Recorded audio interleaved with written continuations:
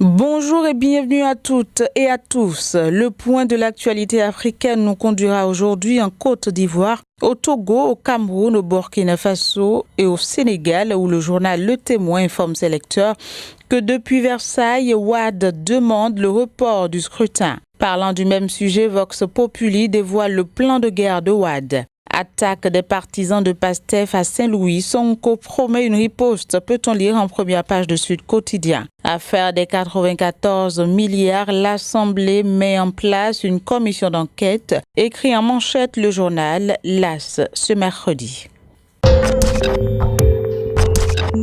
Insécurité au Cameroun, l'œil du Sahel nous informe de l'enlèvement de 2 chefs de village dans l'Adamaoua. On reste avec l'œil du Sahel qui nous apprend également que 6 terroristes de Boko Haram ont été arrêtés dans la région de Goumouldi, Kéréwa. Affaire Amadou Vamoulke, le soir Triebdo informe ses lecteurs que les parlementaires français demandent sa libération.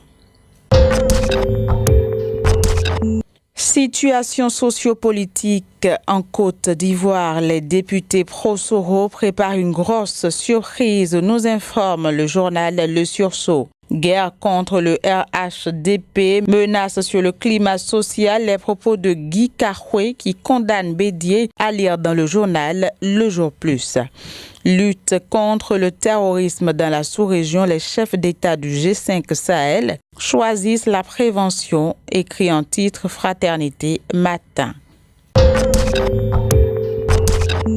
Le quotidien L'Express du Faso nous fait le point de la conférence des chefs d'État du G5 Sahel tenue au Burkina Faso. Sur le même sujet, Sidouaya nous apprend que le président Roch Marc Christian Kaboré prend les commandes du G5 Sahel.